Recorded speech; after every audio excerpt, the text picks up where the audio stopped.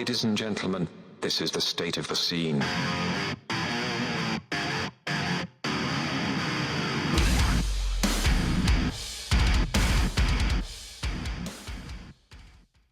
Yo, what the fuck is up, Warped Tour? The state of the scene at SOTS Podcast on all social media. Sam here with Marcos. What's fucking good?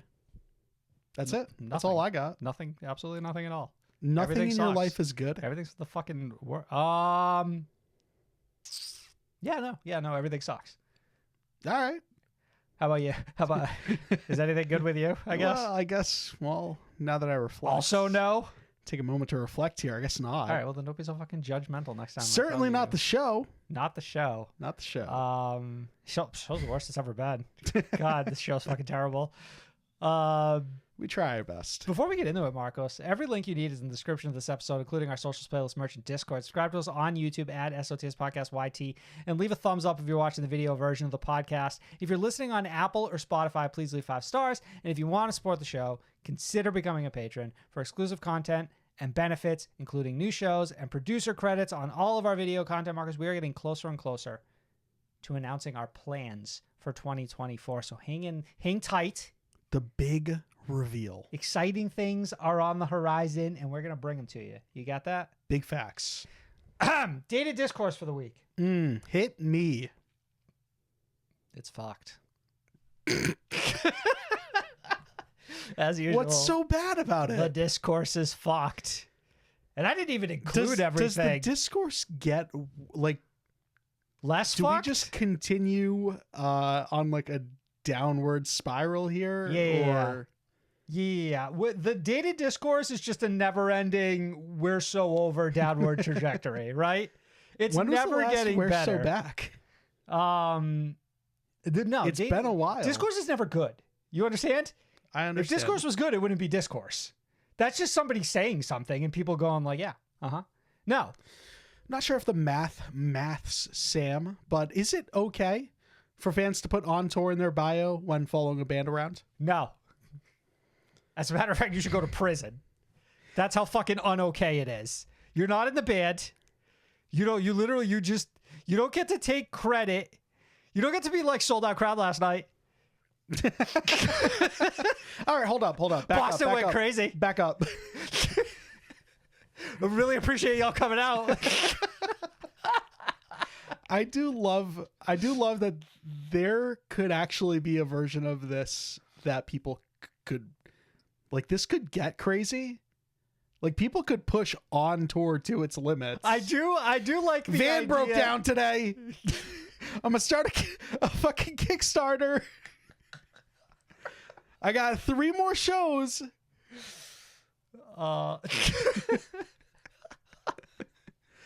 Talking about merch cuts, you're not even selling anything. You would not believe the merch cuts that I heard through the grapevine today. Oh my god! All right. Let's circle back for a second here. Let's circle back. You said prison? I like. Are we talking hard time? The best discourse is the discourse that you really have no investment in whatsoever. So it's like, 100%. Is it okay for fans to put on tour in their bio? Sure. Like, I could give a fuck. Like, go ahead if you want to. Like, who cares? My opinion could be swayed. Like to the other side, to the dark side. Like talk to me. Tell me. Is it bad? Is it good? Like, I don't really actually care. Like, you could convince me. Ex-user Nikki had this to say on the matter. Weighing in on the fans putting on tour in their bio as someone who actually tours full time. Fucking do it. It harms no one.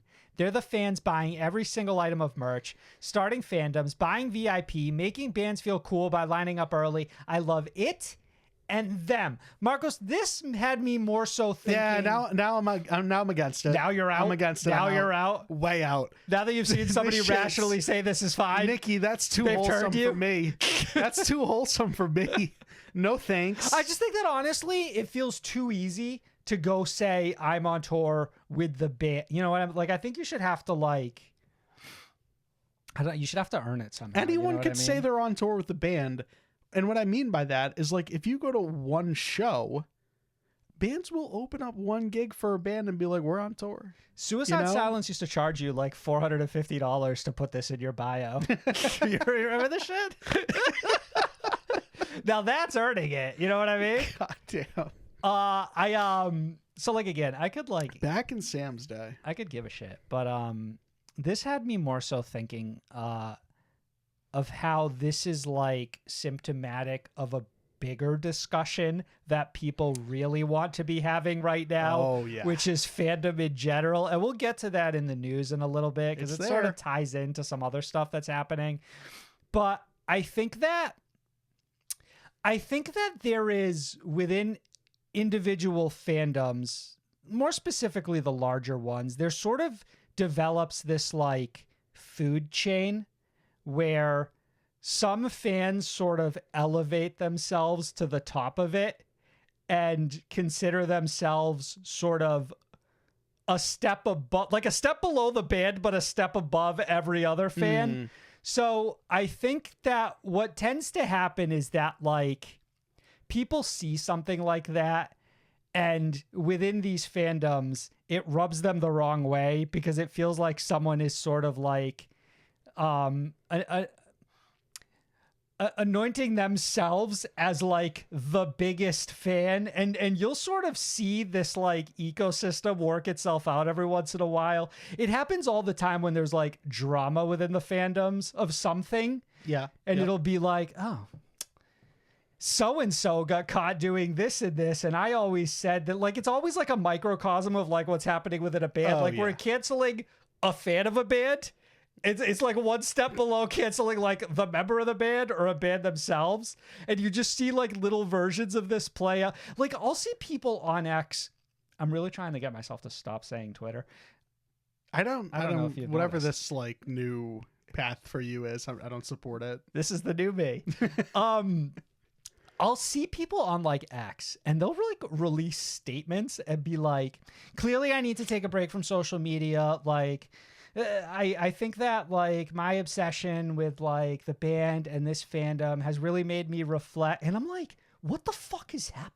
Who's this invested in this statement? Like, you do not need a Notes app apology for whatever happened. I promise.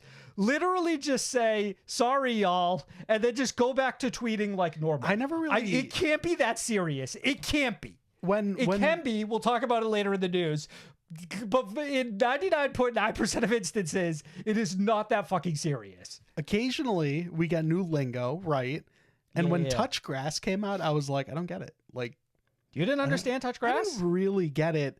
But like specifically having to do with this discourse, man, does it resonate now. It's like, yes, go touch grass. Why are you giving yourself like panic attacks over so like they've brought bans on Twitter? Exactly. Precisely correct. What would be the craziest version of saying like on tour in the bio? Would it be like if you're following a band on like a worldwide tour, like you're like buying tickets to follow them like across countries? I mean, fans do that. States, continents. Fans do that. Across continent is like next level. Yeah, but I mean, that's not even that. That's just going from like the U.S. to Europe, right? No, I thought you meant like bouncing between like one continent to another and like back. I would guess. I mean, theoretically, you would come back. So I feel like you need to include 3 continents. All right, they go to Australia after. Crazy shit, Mark. So I got another one. We got a double for Dated Discourse this week. $80 hoodie versus $10 local show. This might be one of the funniest ones I've ever seen in my whole life. The most cursed gay son versus thought daughter.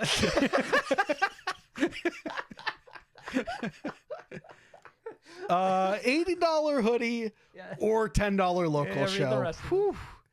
All right, let's actually bite our teeth into this one a bit.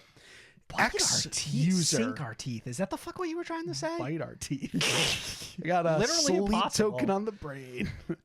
X-user. I hate that. X-user Anthony made the following statement.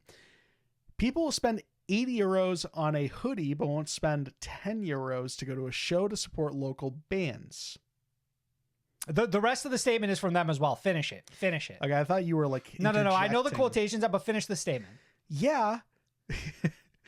Because actually, like the hoodie, LOL, it's not on us to make a band big. They need to market themselves first, make social content, grow a following, and that's not on the fans. Okay. This one is really butting horns with that last piece of discourse. Butting like, horns? Are you just inventing sayings? Like, what the fuck are you even talking about today? Ramming horns? You butt horns. You butt heads. You don't butt horn. No one's These ever are fucking butted horns. Demons. Oh my fucking god. Am I stupid? We have like 2 hours of show left. This is dumb? gonna be a fucking mess. I'm stupid. Yeah. All right, butting heads with the last piece of discourse. We're like, fans are out there making social content for the band, growing a following for the band. Some fans take that on themselves. Okay, fair. I feel like you're getting a little lost. We have like, street teams. We here. have people anointing themselves to street teams. So I think this started because Bring Me the Horizon is charging 80 fucking euros for a hoodie, which, like, honest to God. So is every other fucking Right. band in the world. I think that's like just the Every going... band I love is currently overcharging me for hoodies. Yeah. I'm over it.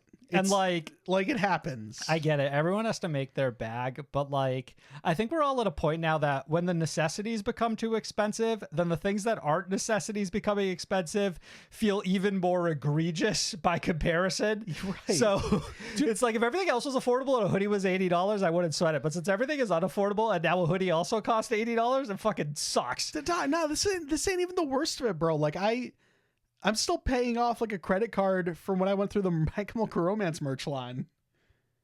Like this shit's nothing. Are you serious right now? How much money did you spend on the My Chemical Romance merch line?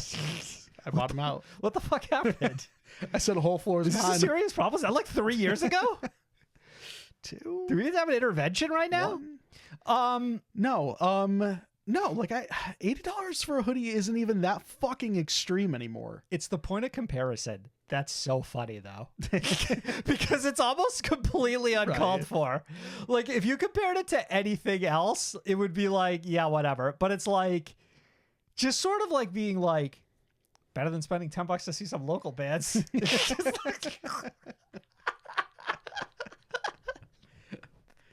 I was like, those feel like kind of different things, to be honest with you. But I guess if we're trying to like correlate things that cost money within like the music scene, sure.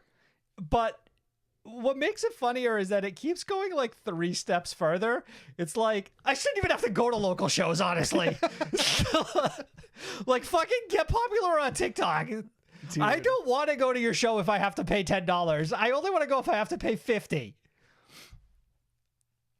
It's like just getting upset at the idea that one thing is cheap, but the other thing is expensive. So if the other thing was also expensive, it would be more rational. I don't know. It's like It's all over the fucking place. Right. Yeah. I don't know. Is it up I've to spent bands? $80 for a hoodie a couple of times at this point. I've made my peace with it. The crazy thing that I have to remind myself all the time is that like you are actually in control of your own wallet. So, either buy the merch or don't. No one's holding a gun to your head. Crazy to think about. Is that the point of contention here, or is it the idea Also, that like $10 for a local show, bro? is that happening? I used is to that get a into thing? local shows for like $5 a pop, bro. Is that for real? You talk? What do you? Duh. Some of them are free. So how do you feel about this idea that like bands need to get big before they play? Do you feel like bands are kind of thinking this way a little bit Before they play, like music? before they like start playing shows? Like the idea that you need to like develop a following before you start playing shows. Do you think that irrelevant if you should or shouldn't? Like I'm not like saying don't play a show until you have enough followers. I'm just saying, do you think bands are actually starting to think that way a little bit?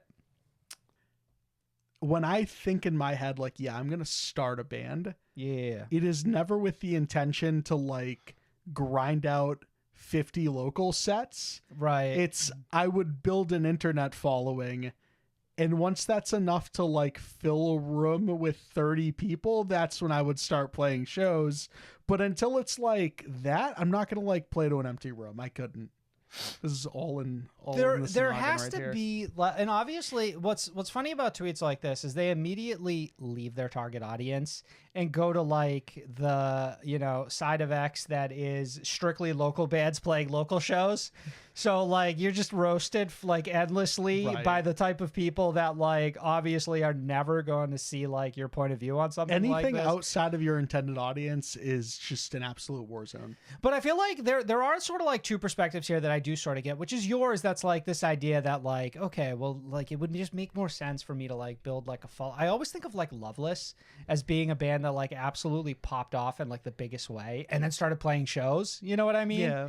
And that's obviously like not like maybe realistic. Like I don't think that happens for a lot of bands the way it happened for that band. But then there's other like the other side of this, which I just think is like, well, maybe there's a little bit more of the just like love of the game aspect to it, which is like 100%. you like playing shows, so You it's like supporting your local venue. right. all that. You want to just sort of be a part of the community IRL versus on the internet. And that's probably like a boon in a lot of different ways. You know what I mean? I think age matters there too. Like I think the younger you are, the more Apt you are to like to yeah. involve yourself in that community. But I think the older you get, like the more stakes there are, so to speak. And that's what it is that I feel like you have to look at it from like two completely different like senses. I think from like a business perspective, I do part of me feels that I think a lot of bands probably do look at it now and go like, yeah, like let's put in some work getting our name out and then we'll focus on the shows, where I feel like it used to be the opposite. It used to be like play a million shows. But I feel like so many bands nowadays say like, you know, a local show is one thing, but like even like a small tour, it sounds like you have to go like $1,000 in debt just to do it. And it's like, that feels like a tall order if you can't even like have like if your name isn't even quite recognizable. So I don't know. It's just interesting. You know what I mean? Yeah. But again, things that I don't have a wild investment in, it's like go to a local show or buy a hoodie. I don't give a shit what you do, honestly. But I do think hoodies are way too expensive nowadays. But this is just like a symptom of everything being too expensive. Patreon questions, Marcus, this week. We just have one from Casey. Are there any albums or artists that you reviewed last year that your opinion has significantly changed on? Could be for the better or for the worse? We'll get just to it. Last year? We need more patrons, bro, because I can't be thinking to myself every week, did Casey the band ask this like again? Oh, so you specifically can't have Casey asking I can't have questions. Casey ask. I need Casey to ask questions just for like the community aspect of it. Right. But I need some other heavy hitters in there. You heard it here. So Casey, our most diehard patron, as That or everyone you know, who signs up to Patreon has to like Uh-huh. give themselves like something that's slightly a band name. I don't stand with Marcos in this opinion. I like do not. Oh wait, so you're saying we can remedy this if Casey just changes their name, or if everyone changes their name? Until Casey changes their name, it's gonna be awkward. Is there another band who just is like a person's name? At least 20. Can I think of any of them on the spot? Crazy, Definitely Can't not. think of a single one. Any albums or artists that you reviewed last year that your opinion has significantly changed on for the better or for the worse, Sam? Periphery. How did it change? I just remember being super high on it heading into like just based off of the handful of times we listened to it for the review, heading into album of the year discussions and thinking like, oh, you know, Periphery's they're gonna make it. They'll land. Yeah. That happens all the somewhere. time. Well, I mean, that's the nature of the question, isn't it? I don't know. How do you interpret it? I guess like I'm trying to think of like within like the last couple weeks, like post like end of the year content, album of the year discussions. Like, is there anyone that I was kind of like interested in going back to? And I'm sad to say like no. I just move on very quickly. Like everything that happened last year was last year. Like we're in this year now. Like I'm focused on music that's dropping like today. Well, and also like 2017. Like I also found some like oldies but goodies. Yeah. But I mean, like, there's like the I'm working out staples, but outside of that, like, I'm not just randomly going back and being like, I don't know. Do I gotta listen to that so and so album? I get like I don't know if that's really the spirit of the question. I think it's more like, I don't know, like just thinking back to an album. Like, have you soured on it? I at have all? one. I have one. It's on I have Shikari, one. right? I did sour on that, but that was like I mean, you were yeah. already kind of sour. Yeah, it was like immediately revisiting the album for like end of year. I think that song by the Home Team was, and I feel like we talked about this last week. We somehow undersold it, and I think it was a little bit of us being scared to play like recency bias with like a track that just dropped. But like, I think about and hum that song like all the fucking time. It's that damn dance too. Like everything that about it just fucking- works. Just like slam dunk, knocked it out of the fucking park. 8 left no crumbs, all that. Precisely, all of those things. Marcus, let's review some albums. The Breakdown. Yeah, starting with Saviors by Green Day.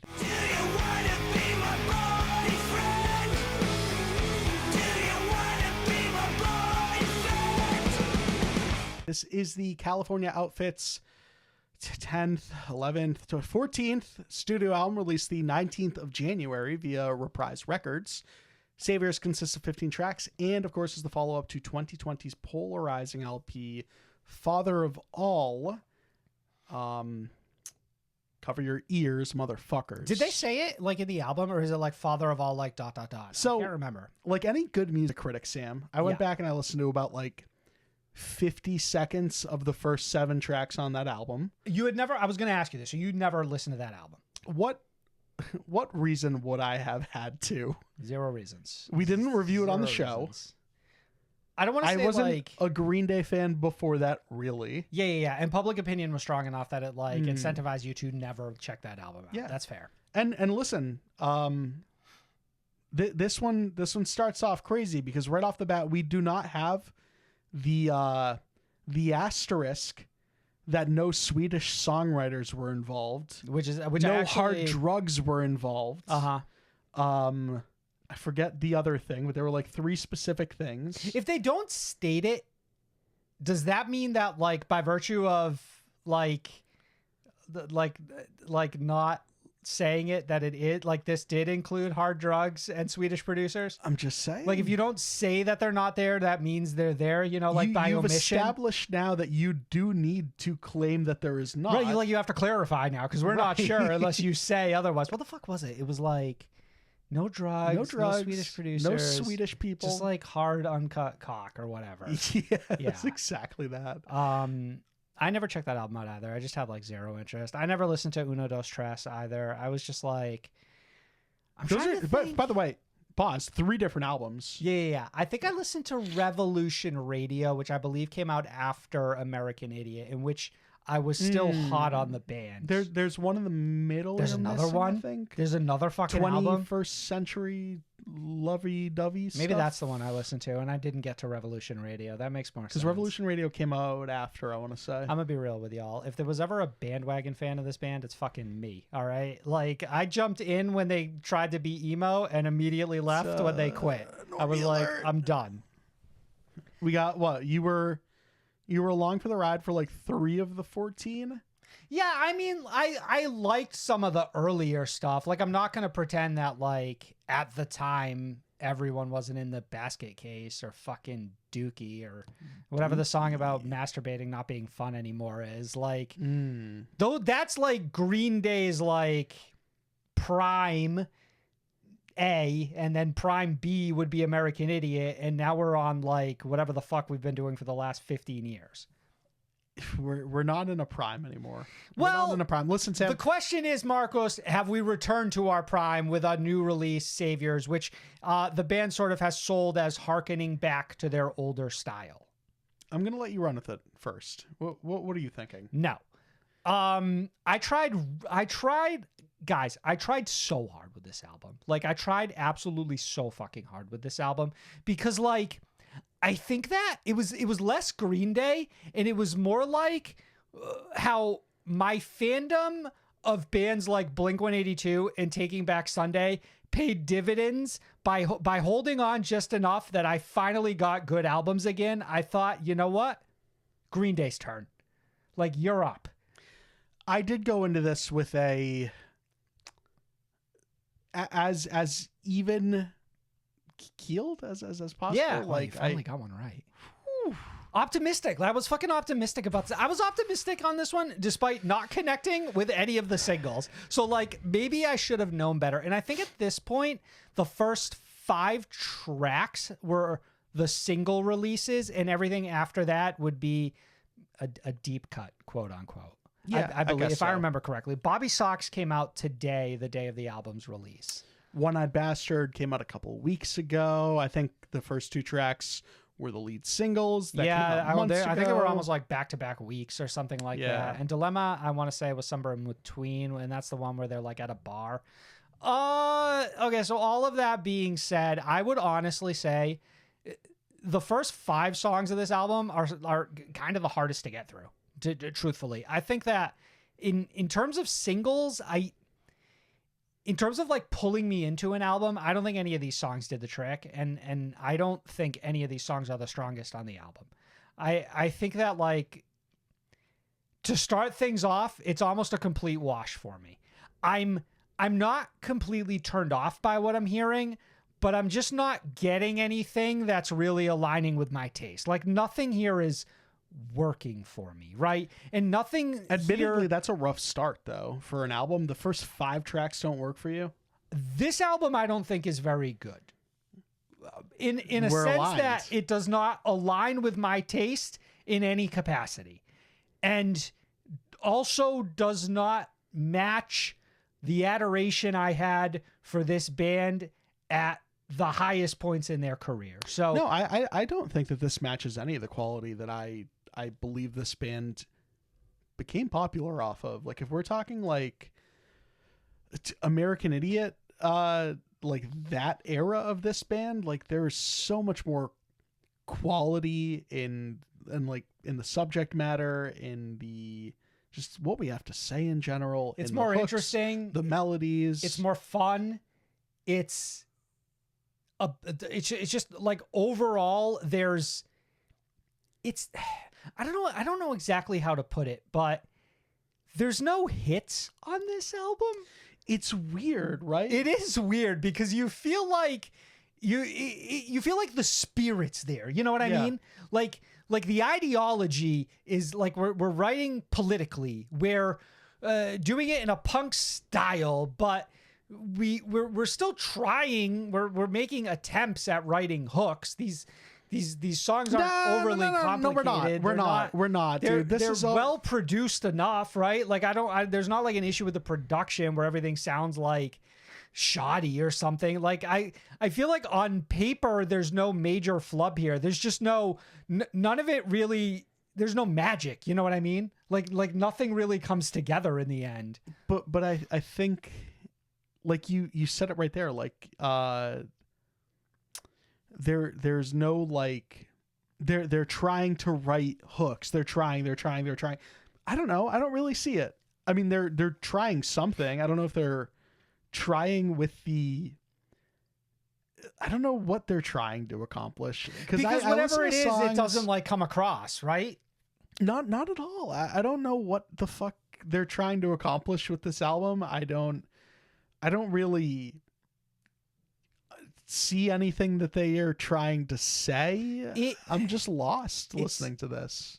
I'm skirting. It's flavorless. It's weird. Yes, it's just what it feels like overall. It's like all the ingredients are there, but there's no taste. You know what I mean? I've drank cups of water with more flavor than this album. Fair.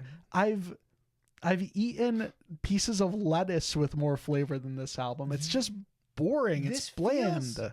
This feels to me like the pop punk equivalent to metal's most recent Slipknot or Metallica album. Like everything's there. Like you've got this band with like an incredible repertoire of talent, and they're making promises that they're doing things that you're gonna love, and Like they're still mimicking the style of music that made them popular, but all of the magic has just seeped, like, for whatever reason, because of time or age or changing in like sensibilities and taste, like none of it hits the way it used to. So because of that, everything falls flat. But for me, you know, the most perplexing thing is that, like, for all intents and purposes, this is the Blink-182 album from last year, but that did connect in every way imaginable. You know, it's like they both tried the same thing. And why did that feel like a massive success where this feels like a massive failure? I guess I don't really have the answer to that right? question. Like I wonder, like on paper, like Blink-182 didn't do anything dramatically different. They sold it the same way, like sort of like returning to their roots in a sense, touching a lot of like different styles across their career, like additionally to that, and like, but bringing it all together and making it somehow feel fresh. But this feels washed. Like this style feels dull. I did want to bring that up, and I'm glad you did. Like, that Blink-182 album runs absolute circles around this. I had an infinitely better time with it. I guess I don't really know why. Maybe just it feels what like an anomaly now does works on a more common basis for me. But even all that said and done, like, I like some of Green Day. What you're saying, like what you said, really hit the nail on the head, though. There's no hits on here. And for a band that I normally just look at as hit makers in Green Day, it's a weird listen. There should be like, a how song, is this the same right? band that wrote Jesus of Suburbia, fucking 21 Guns, you know? Like, what is this? There's nothing happening on this record. It's just the biggest snooze fest I expect to hear all year round. What really drove it home for me was repeat listenings, where I would get to about the 30-second mark in a song and just nothing compelled me to want to finish it. Yep. Well, like I would just be like, like, ugh, this is bland. Yeah. I mean, there's some okay moments. Occasionally there's something to chew on. Like I think Susie Chapstick is kind of like a lyrically interesting song. I think Goodnight Adeline is okay, but like we're and Father to a Son is like a light enough ballady track that it's almost like impossible to flub. But we're talking like 3 out of 15 tracks at that point, right? Which makes this a complete slog to get through, and it's no fun to revisit. And ultimately, there's some rough lyrical, like just. I'm pretty sure we mentioned like TikTok, Instagram, like this is not the band I want to be. It feels unnatural, right? Like when you hear people of a certain age sing about something like it also instantly dates the music. That's less of a problem. And it's more so, it just sort of takes me out of the experience. Like it makes me too self-aware of what I'm listening to. I think that there is a way to do it in like properly and finesse it so that it doesn't feel that way, but it doesn't come across on this album. Like whatever walking that fine line is, this band stumbles all over it. And you're right, hearing the words TikTok on a Green Day album is just, but it's funny. It's like in some aspects, I do think this band's like mindset is correct or interesting. Like them still singing about sort of like the downfall of the American nation rings true. Like having them sort of talk about like a shooting in a grocery store is a line that clicks in a Green Day song, right? Of course. Like, yes, I do want this band to kind of like dabble into these topics.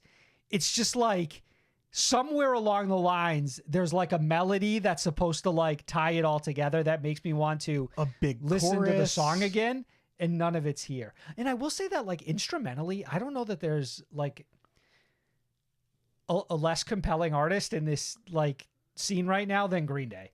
Like there's not a fucking riff or a beat to be found on here that in any way I can like recollect. No, you can. And I checked like the YouTube comments to make sure I wasn't the only one who heard it. What? One-Eyed Bastard just rips So What by Pink, that main riff. I'd have to go back and listen to it. I don't know that I've heard It's like so the recent enough bass to even line or know. whatever, but like it is exactly that. And first of all, I can't stand that original song. Sure. Definitely don't like this track. I don't know. Like you said, they dabble in these things, like shooting in the grocery store or whatever. But like, Lyrically, I'd I rather this occasionally band find them interesting. dive into that stuff, because at least then there's something to chew on. But there's nothing here. Zero for me here. This is a wasteland as far as like my taste goes. There's nothing for me. Did you catch the Nirvana lyric reference in Fancy Sauce, I believe? Did that would have gone over your head? Maybe. What was it? Okay, I forget the exact line, but it's like a rather famous Nirvana line. There's a couple in the comments, please. In the comments, There's some crazy ones. but like it was interesting to sort of see them like tip a cap to a band like that. Like I didn't hate something like that. I don't know. It just feels like this. Everything on here is, it's like I listen to it and I'm like, I could see how this could be good. I don't know. Sadly, it's not. I like on this album. I look unfortunately, at everything. I look at like the artwork. I look at this track listing, the names in here, bro. Living in the 20s, Susie Chapstick, Bobby Socks. Like this band has nothing left to say. Again, doesn't that like play to like, you know, Jesus of Suburbia? Isn't this how this band names fucking songs? Like, isn't this band doing everything that on paper they should be doing, and just none of it comes together? Fancy Sauce. Like, are you a Blue Swan band now? Like, I don't know. What the fuck's going on, dude? I don't fucking know. I don't know. I would say that like, it's by no means egregious in a sense that like I don't find anything to be like, it's not appalling, poorly produced or anything. Granted, it's just like, holy shit, the 8 minutes that I spent with Father of All were god awful. Okay, so you're saying by comparison, this band has like gotten much better. We're so back. Okay, we're sure. so back. Green Day fans celebrating, but they kind of are. It's bizarre. Us casuals, I'd probably give this like a 3 out of 10. I really have next to no incentive to revisit it, but there's potential that if you've been following this band for quite some time, you may find something in here that speaks to you. It's just, for me personally, I probably had a absolutely okay time with my first listen, and it was diminishing returns after that. This is a real light 2 for me. Okay, that's unfortunate. Just based on my own personal taste, there is no reason I will ever come back to this record, and I think that's a pretty good testament as to why I think that score is appropriate for it. Yeah, you might like it. I don't know. I never really cared about the band that much in the first place. Moving on, Goddess Wept by Amina.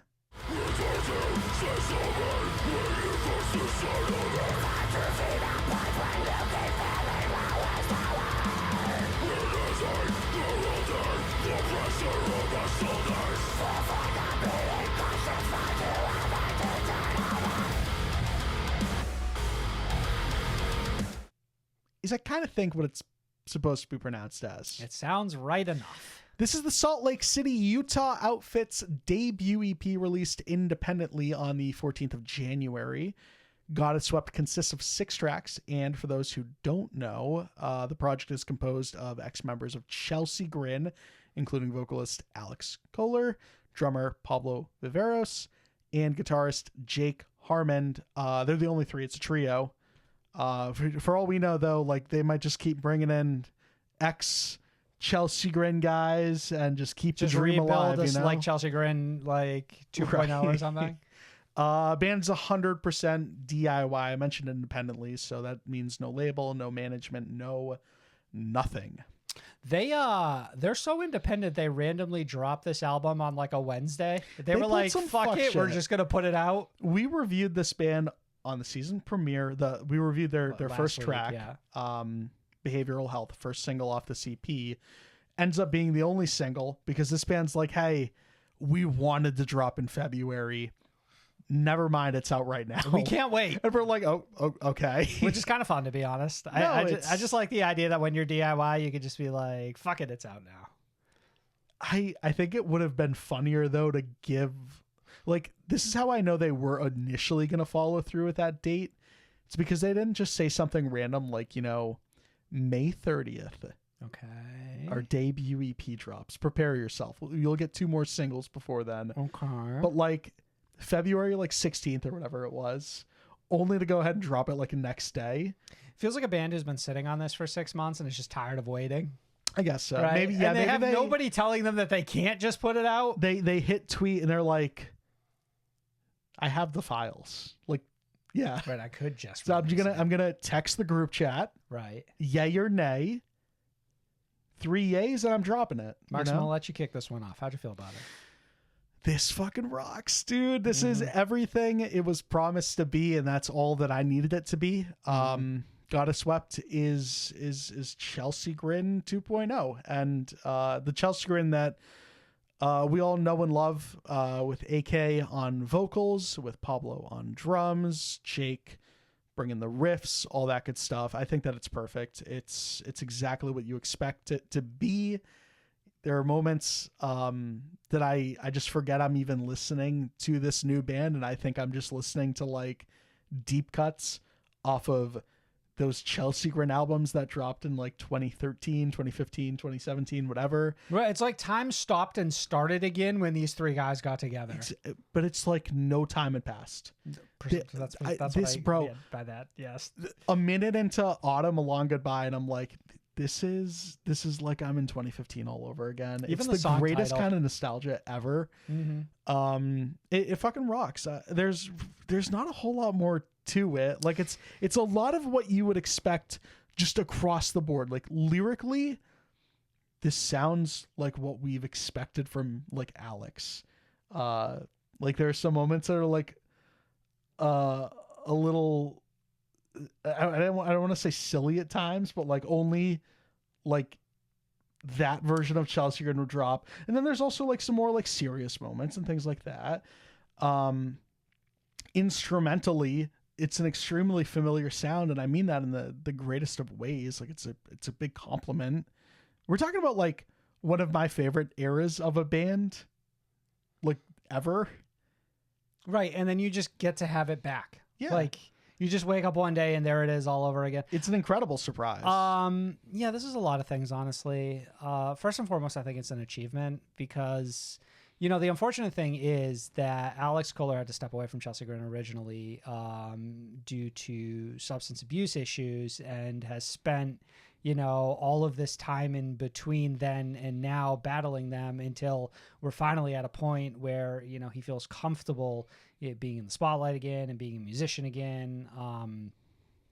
With the exception of the small blip that was Grudges, which I don't think anything ever really came from it. Like we're still Grudges on X. The name stock, I just don't think we ended up getting much music. So it's just it feels really good to have Alex back, and it feels like there's almost like a pride, like I'm proud of Alex, like to have dealt with this and overcome it, and then be able to come back and now the boys are back together, and to still be that motherfucker in a way that doesn't feel like he missed a beat, and his voice is still something that I don't think a lot of other artists have been able to replicate, and it's delivery, the swagger of it all. I missed it all so much. He just has a style which feels very unique to him, and it also feels very unique to Chelsea in the same way that Pablo and Jake and their instrumentals feel very unique to Chelsea too. It's like what band you're listening to from the opening of a song, and I don't think many bands can sort of say that they're able to have a style that's so unique to just like the instrumental or something like that. I'm not saying it doesn't exist. I'm just saying that like, maybe within like the deathcore and the metalcore scene, there's not a ton of it. Yep. Like I know when I hear Pablo, like I just fucking know it. Like it's just, and that it just means something to me. Like it just says something to me. And I think overall, the most important thing is just how satisfying this sounds. Like it's just like it really kneels into like exactly what I think they would think the fans wanted, and they were 100% right. Yeah. Speaking as two of them, like satisfied is exactly how I would describe it. Right. So, like, for better or worse, I don't think you're seeing any sort of significant growth in sort of like taste or style of what these artists like want to do or can do moving forward, but they're This just really feels doing. like we're limbering up, getting the juices flowing again, stretching, all that. And I think that, in time is when we can spread our wings a little bit more creatively. But as far as like just reintroducing what a project with 3 of these guys should sound like, picking right back up where we should have. It's in this instance, I think it is really important that they came back and just said, here's the thing we were doing so well. Yeah. And here's us just doing it all over again. And it almost just comes naturally, right? Like, we're not fucking around at all. It's not like we got these 3 guys back together and here's a country rock record, right? We got these 3 guys back together and they're going to make exactly the record you want these 3 guys to make, Yeah. right? Like, we're not going to beat around the bush. It's not a giant departure in sound. 100% right. But yeah, overall, I really enjoyed it. I love the opening intro, which again just almost like harkens back to like a certain era of like metalcore and deathcore. I think Void is probably my favorite track on this album. I was incredibly happy with it. Again, I don't think it moves the needle within the genre in any way, but if you're a fan of this band, it's just incredibly, and these individual artists, more specifically, a fan of an era of Chelsea Grin. Like, this is very satisfying. I'd probably give it like a soft 8 on 10. Like, I just think it's really solid. Probably meet you at like a hard 7. Okay. I don't think we're too far off. Fission by Dead Poet Society.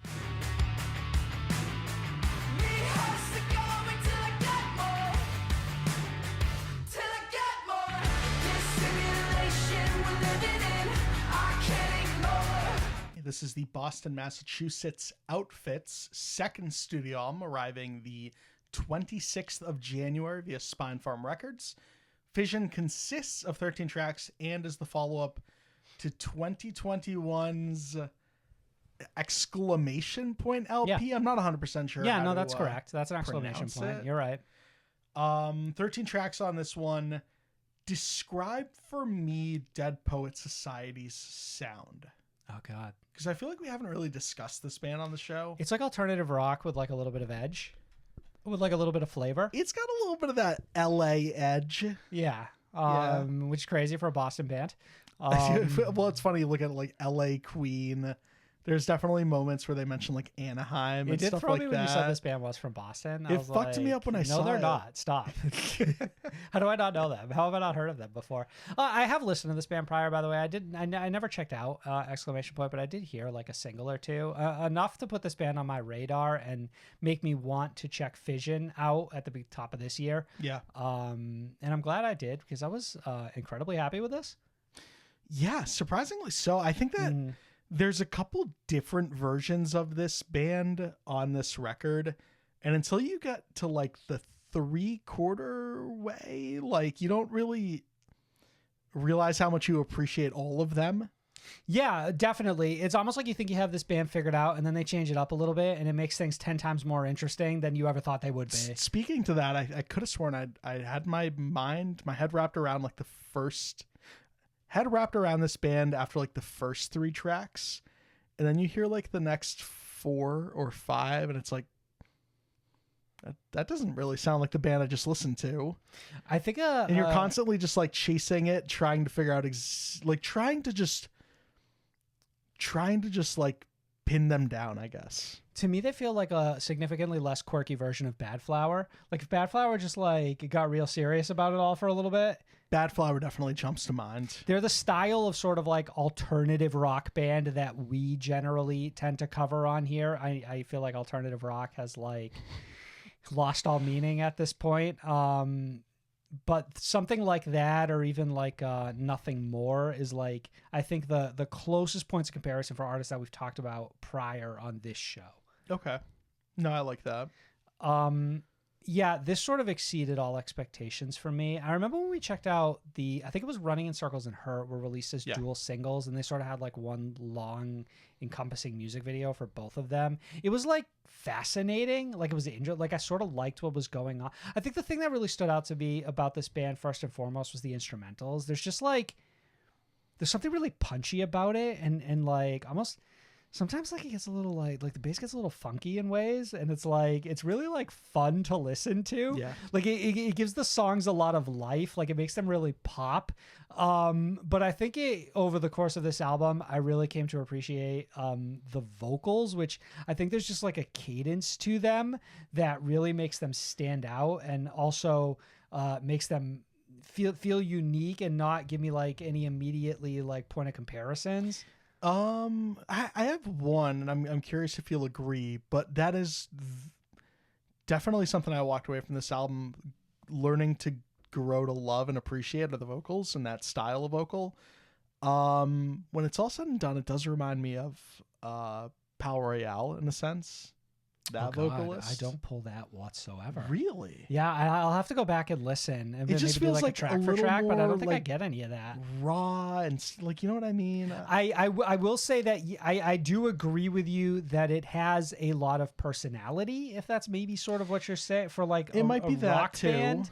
And that's certainly why I like it. And Palo Royale by that virtue of comparison, I think, you know, their vocalist also has a lot of personality as well. Yeah. So I'll give you that. I don't know that any aspect of this record is softer or stronger, but I will say that like my sweet spot is tracks 9, 10, and 11. I think Hard to Be God, 81 Tons, and My Condition is like the for me, like the trilogy of just why I think this is like going to be one of the records that I return to most this year. Like I have very strong feelings about this. Like everything about it just clicked. I couldn't wait to go back and listen to it. I loved how the diversity and like the tracks. I love the style of vocals. I thought the instrumentals just like complemented everything perfectly. It's just everything about this record was working for me. And then when they would do things that I felt like were slightly different, it even continued to work better. So like something like My Condition, which just kind of has like a melody that's unlike anything else on this record. I just think it really sort of like continued to exceed expectations in every way imaginable. And then like also lyrics within like, I believe it's that track. It's like, I don't fuck with God. I choose my own fate. Like I am so like dialed in on everything this band is like doing and saying. Like it just feels like, unbeknownst to me, Dead Poet Society was tailor making a record like for myself. I don't know if there's a Yonaka feature in there somewhere, but that's also a band that this reminds me of. There is no Yonaka feature in here, but it was on a song towards the back half where it felt like there was another vocalist in there. Interesting. And it's a song that specifically reminded me of Yonaka. Interesting. But I couldn't place it. Diversity is a big one, especially like just as far as like, man, there's a lot to chew on stylistically all over this record. You highlighted a good couple. I mean, songs like Tipping Point, I Hope You Hate Me, stuck out for me as well, big time. Even UTO, like I guess that's my three. Yeah, those come back to back to back as well. Ultimately, though, it feels like high floor. You know what I mean? Where it's just like, even the songs on here that I was like least into, like maybe Coet, for example, still weren't even bad songs to me. They were just slightly outshined by some of the other tracks on this album. And I came to appreciate Running in Circles Hurt a lot more on this record than I did initially when I first heard them as singles. So I think that even like everything in the context of the record works better. And I was reading about like what the idea, like the thought process, like the concept behind this was. And it was described as like an album that was meant to sort of signify how it feels to sort of like live on after all of these things that happen in your life that like are out of your control, and how you sort of have to like keep going on as the person that they've made you, knowing you can never go back to like who you were. Cope as best you can. Yeah. Yeah. And there's like such poignancy to so much of it. And there was another line sort of like describing how like all of these songs were meant to like boil down the experiences of the individuals in a way that anyone could sort of like take them and apply those emotions and feelings to themselves, which I think is in art form within it of itself. And we talked about it a little bit last week too, like when artists do that specifically. And I think it's something that Dead Poet Society does like phenomenally well. I finished this record and I was almost like flabbergasted at how good it was. And for me, it just really feel like it's filling a niche because I don't feel like I have a lot of these like more straight ahead alternative rock bands versus like, you know, all the opposite ends of the spectrum that we have from like, you know, the more pop punk to the significantly heavier deathcore that we've discussed, you know, in the last couple of records. This sort of like fits a slot right in between all of that. And I think those bands are sort of like significantly few and further between within like artists that tend to fall into the scene and the ones that we talk about on this show. Yeah, well said. I'm relieved to see that you are as big a fan of this band as you are. Why is that? I don't know. I did not expect Dead Poet Society to come out and sweep you off your feet straight off the year. This is a massive surprise as far as like the calendar goes. Like this is best case scenario. I go into a record with like a relative idea of what the band sounds like and like generally like tepid expectations, like, hey, let's hope it's good. You know what I mean? Worst case scenario, I remember the singles being decent. And then I finish it and I'm just like, wow, I have undersold my appreciation for this artist significantly. Singles are better than you remember. Right. Man, dude, Running in Circles in particular is such a fucking earworm. As I sit here this entire review, that line, just that Running in Circles, that delivery just goes repeated through my mind. It's good. I think this is a really great record. I'm gonna give this one a light 8. Okay, and I'm gonna go like an 8.5. With almost like this cushion that I feel like it can grow over the course of the year, just based on like how badly I already want to go back and listen to it all over again. Good shit. The news. All right, Marks, let's get into the news. As always, brought to you by Shibori Threads, the clothing label of the alternative music scene. Jordan Fish is in the studio with Spirit Box. Mike Stringer, guitarist of Spirit Box, shared on his Instagram story that he was in the studio with vocalist Courtney LaPlante and ex-Bring Me the Horizon member Jordan Fish. Marcos, how disrespectful is this on a scale of 1 to 10? Not at all, Sam. Bring Me the Horizon knew this was going to happen. Nah, this is like seeing your ex with someone a week after you broke up. You know what I mean? Like, where's the discretionary period, like the understood discretionary period between like a breakup and when you're allowed to start seeing new people? It was the 7 months that they weren't allowed to announce Jordan Fish was no longer officially part of this project. All right, you're saying it happened in the shadows. He had a non-compete. For 7 months, and he just said, but don't tell everyone I left the band. Do you gotta go straight to fucking Spirit Box, though? You can't ease your way in. Sam, like, we can't start small and work our way up. You're immediately going from the king to the fucking queen of the scene. Like, you need to mentally prepare yourself because this entire scene is about to slut Jordan Fish the fuck out. Right. You're saying everyone get in the ocean with the fish? Everyone's getting in. Everyone's diving in?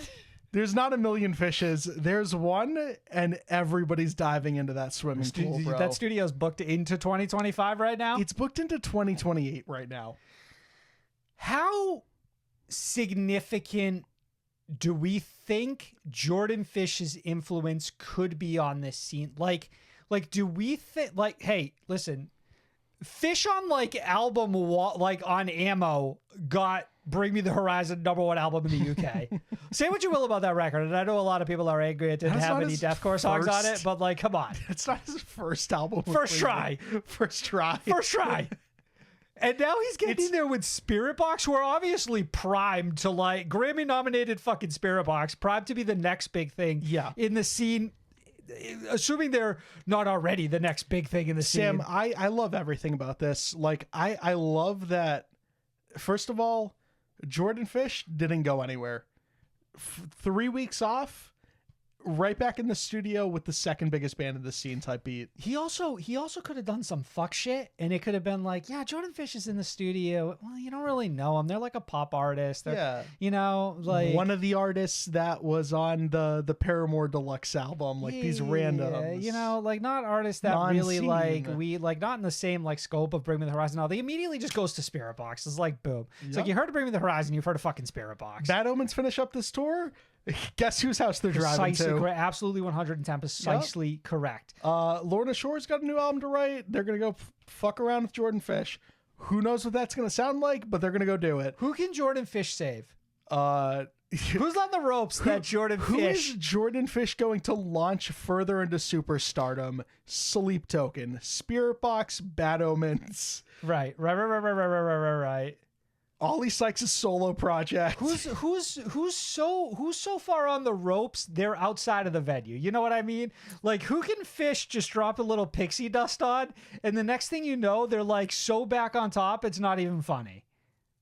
Oh man, who needs Jordan Fish is what I'm saying. You could argue Spirit Box, Bad Omens, Sleep Token. They don't need Jordan Fish, but who needs Jordan Fish? I have one. Give it to me. And I'm not sure if you're gonna agree, but I think to take that next step, and I think they're capable of it, but they just need a good, confident, strong push from Jordan Fish. I'm Boston Manor. Wow, what a choice! Boston Manor, not a band I would consider on the ropes by any means. I think I misunderstood what like on the you're ropes meant. like I mean like down bad.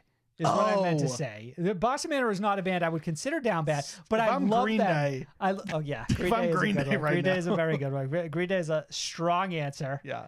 On the ropes. You know who's one I think could be big if they got together? And again, on the ropes, like whatever. Let's get away from that phrasing. I think Under Oath and Jordan Fish could go well together. I think Beartooth Jordan now that's Fish kissing your ex could go crazy together. Yeah. So because obviously there's like Bring Me. right. There's like a little bit of that, but like still like I think there's a lot of artists who have done really well in metalcore who may have hit their ceiling. And I think the only way that they're going to get over it is to have some fucking like there's some fascinating combos I need to see happen. The wizardry happen with Jordan Fish. Yeah. Not on the ropes whatsoever. Plot and you. Those two minds, Landon Tours and Jordan Fish on something together, that would go insane. At this point, it's like, dude, I have all of the faith in the world for Jordan Fish. By the way, just to get it out of like people's minds, we don't think Jordan Fish is in the studio with Spirit Box to be a potential member. No. But I'm sure that's not what Jonah Weinhofen was thinking. Right. That's what I mean. It's when like the band stopped, can we rule responding it to his out texts. completely? I think that I don't think you leave Bring Me to go join a Spirit Box. And the reason I say this is I think mainly the reason Jordan Fish left Bring Me was probably to stay at home with the fam. Yeah, but presumably he's in LA like this week, right? No, I don't think so. I think that bands fly to Jordan Fish. Unless Jordan Fish doesn't live in London anymore, which is where I figure these guys all. So you think that's the reside. type of pull that he has like right off the bat? It's like if you want to work with him, you come to him. Like that's not even 100%. Like a fly. I mean, yes, any band could fly him out. If I'm Jordan Fish, I'm asking for first class.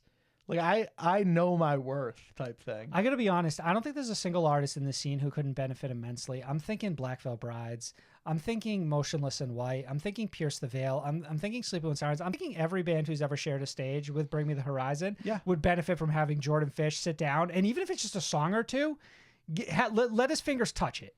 I need Pierce the Veil calling this guy's phone nonstop until he picks up. Could you imagine Dayseeker with a little Jordan Fish's brilliance? Like it just feels like it's and like the future is so bright. Like this could be the dream, right? It's like we have to sacrifice Bring Me the Horizon, metaphorically, in order to the rest of the scene to flourish immensely. It You is know what I mean? It's a strangely like bittersweet thing to reflect on, where it's like, I just lost potentially like my favorite member of that band somehow, which is crazy to say out loud. And knowing that the scene is in good hands because it's clear he's not actually going anywhere.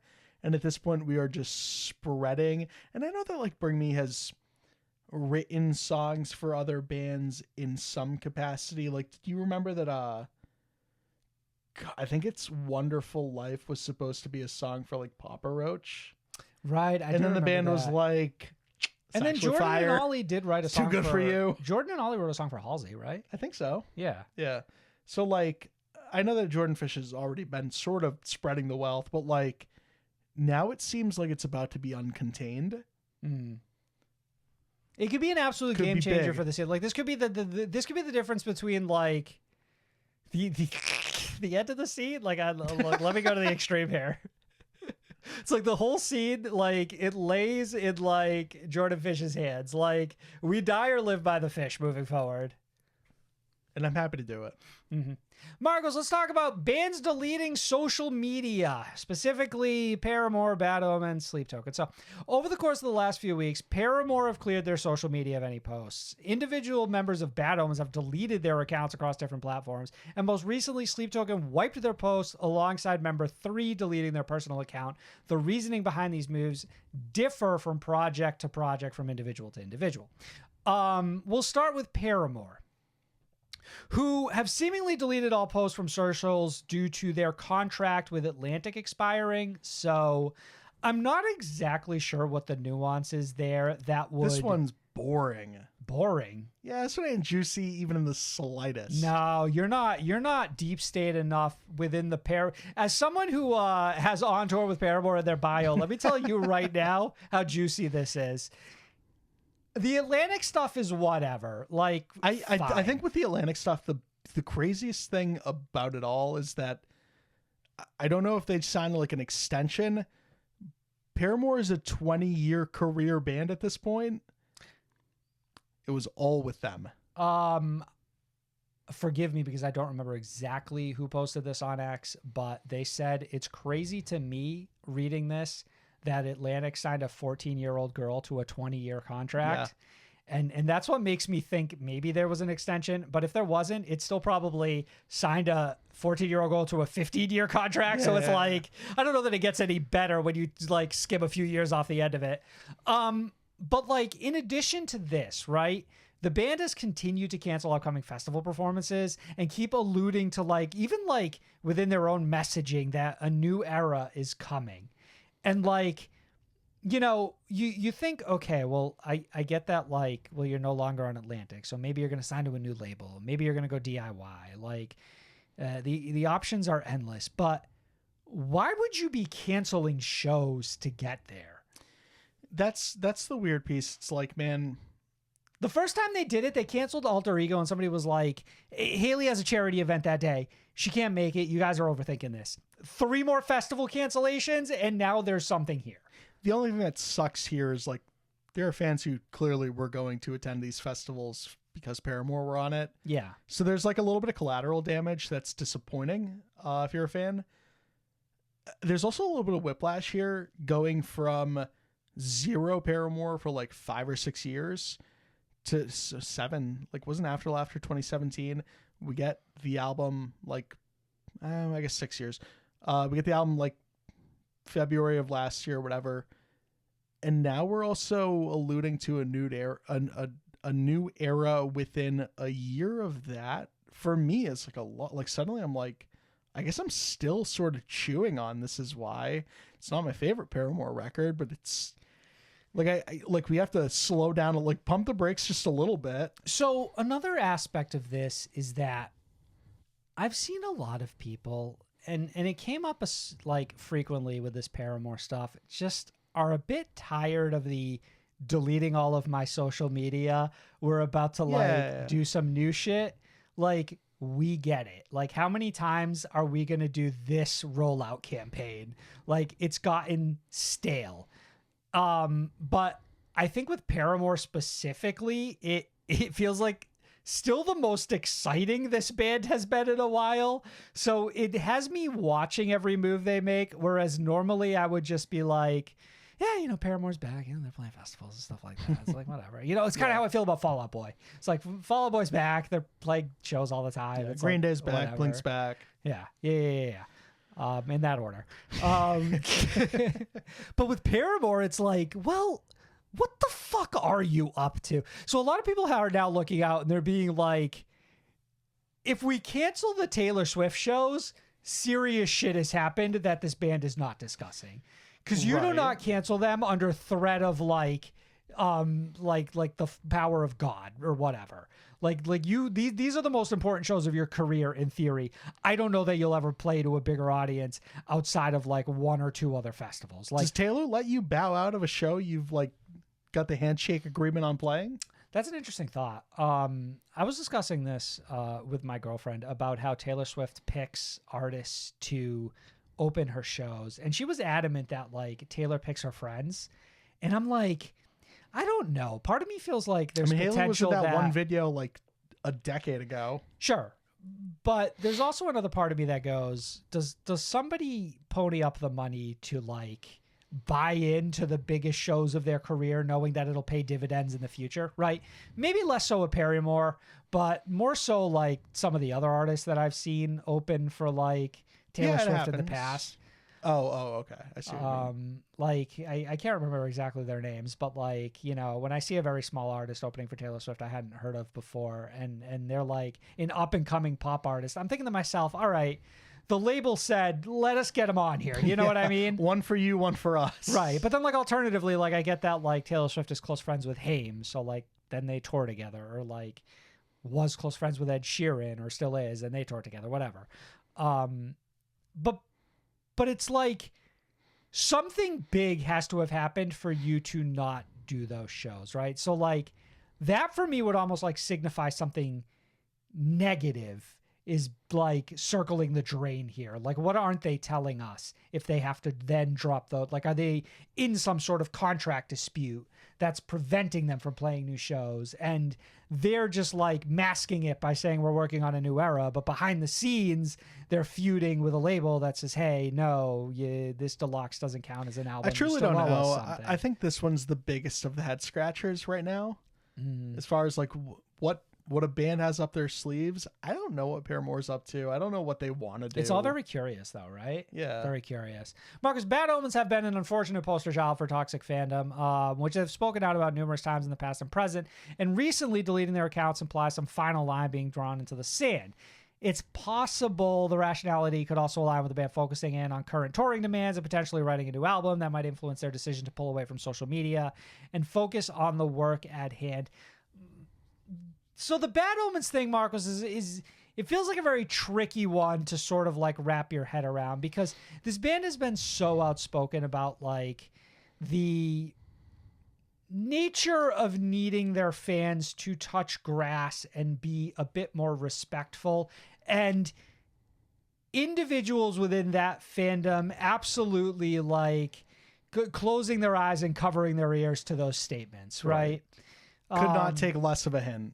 There was something going around about like people finding like baby pictures of like Noah Sebastian or something like that, which just feels like, I think it was I a don't know. Kerrang interview where they mentioned like reaching out to distant relatives requesting them. Right. Okay. That Yeah. checks out. Something weird like that. But it tracks as far as some of the behaviors we've seen within that fandom. Clearly not getting the message. Right. Sure. So the Bad Omens things on paper, it feels like not complicated, right? Like in theory, yes, maybe this band is dialing in and deleting social media just to get rid of distractions. But alternatively, the way they've spoken about this type of subject matter and with like any amount of recent action, it would not be a surprise if they're just deleting social media to get away from these individuals. And then there's also this third theory floating out there, Marcos, that's another quiet marketing campaign before we drop a deluxe album that just gets people talking constantly. And there's a third secret one. That was the third one. So this There's was a the fourth fourth- one. That's correct. More secret one, which is this band's just all business right now, okay? We're on tour. Mm-hmm. We have the biggest opportunity of our lives playing in front of sold out arenas with Bring Me the Horizon. Put the phone down, okay? Put Candy Crush away. Delete Instagram, all that. Eyes on the prize. We have $80 hoodies to sell. Calm down. It's not a dig at Bad Omens. It's a dig at the data discourse earlier. But I think it's a dig at Bring Me. I have another question. Do you think that inadvertently the actions that Bad Omens takes makes people act the way they do? Let me spell this out a little bit, which is to say that like the less information and the less available you become to fans, the more they feel, not rightfully so, inclined to go out and dig up all of this information. We're seeing that happen as we speak with the band we'll discuss next, who are Sleep Token. Right, but I'm saying is Bad Omens like another version of this that is just less, has the... No, but if you're saying like inadvertently mysterious aesthetic, but similarly is encountering the same problems, whereas in theory, do you think that like because other artists are more open and do share more, that their fans are less inclined to go out and dig up information? You know what I mean? It's curious because Bad Omens weren't this mysterious before, but they were still dealing with all the same issues. Because I remember when we interviewed Noah, it really took me by surprise when he shared that, like, you know, he's had people find his address and find where he lives and say hi and all that. And I was like, well, I just didn't at that point, I wasn't giving the band credit as far as how big they were getting or had gotten, but also like, I remember Noah used to do like Twitch streams and stuff like that. Like this band was very much... That's the point. Had a TikTok. If you wanted to go find this band, you could. So you're saying that like... And it still happens. No, we can definitely... We know what the chicken and egg is in this situation, right? Like, but there is no mystery there. And then you look at Sleep Token, and we'll jump into that very shortly, who are intentionally anonymous, and it has finally started to become...